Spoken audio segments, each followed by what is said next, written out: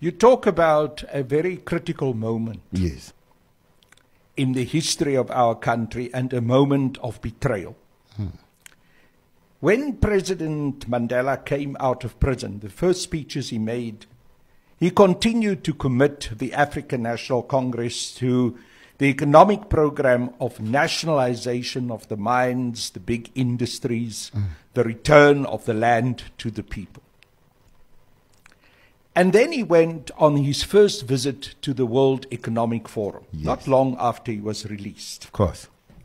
And he was accompanied by one Tito Mboweni, who was then one of the members of the ANC's economic desk. Yes. And in fact, he was President Zuma's President Mandela's economic advisor.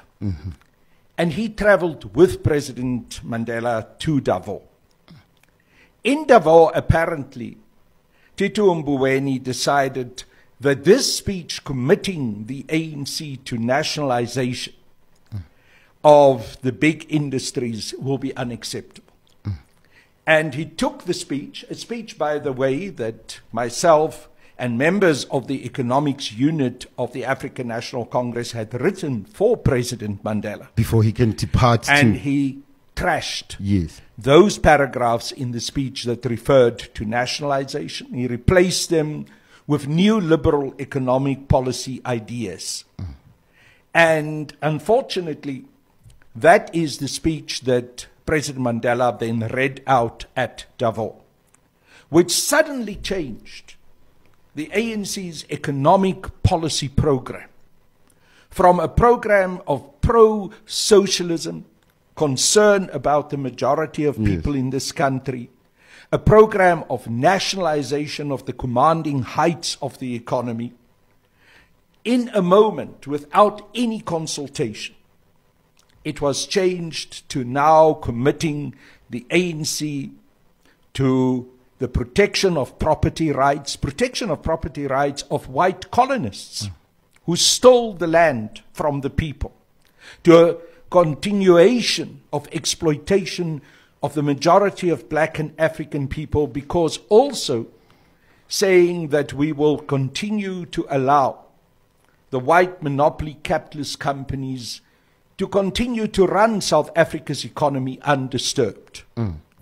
Myself and other members of the ANC's leadership were absolutely shocked when we listened to that speech, because sadly enough, there was no consultation with the leadership of the ANC about that fundamental U-turn that was made. There was no discussion in the National Executive Committee of the African National Congress. So I blame Tito Mboweni, but I also blame President Mandela, I must be honest. Of course. President Mandela should not have allowed Tito Mboweni to change the speech in the way that he did.